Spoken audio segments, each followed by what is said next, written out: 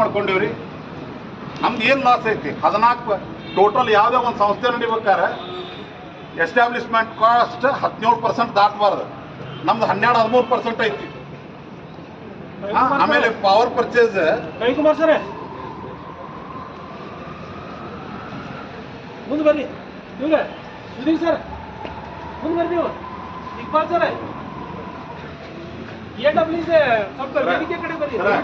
ಬಾ ಎಲ್ಲಾರನ್ನು ಈಗ ಅತಿ ಸತ್ಕಾರ ಮಾಡಕ್ ಹೋಗ್ಬೇಡ್ರಿ. ಇದ ಎಲ್ಲಾರ್ಗಿ ಬಂದೈತಿ. ಇಲ್ಲಿ ಏನು ಇಲ್ಲೇ ಈಗಲ್ಲ, ಎಲ್ಲಾರು ಇಲ್ಲಿ ಆಲಾರ ಇಪ್ಪಲ್ಲ. ನಿಮ್ಗೆ ಬೇಕ ಬದುಕ್ಬೇಕ, ಮುಂದೆ ಬರ್ರಿ, ಹೋರಾಡ್ರಿ.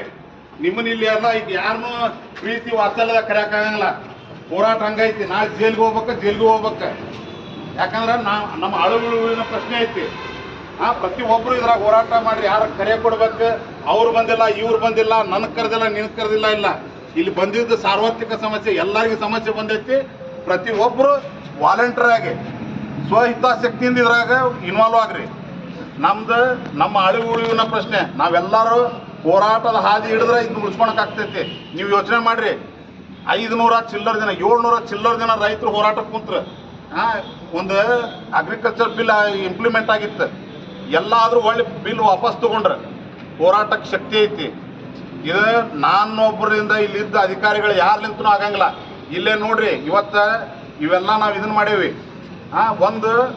ಇದು ಒಂದು ಪೇಪರ್ ಐತಿ. ಇದು ನಮ್ಮ ಕಳುವಳಿ. ಫಸ್ಟ್ ನಾವು ಯಾರು ಹಾಕ್ಬೇಕಂದ್ರೆ ನಮ್ಮ ಕುಟುಂಬ ಅಂದ್ರೆ ಯಾರು? ನಮ್ಮ ಮಿಸ್ಸಸ್. ಫಸ್ಟ್ ನಮ್ಮ ಮಿಸ್ಸಸ್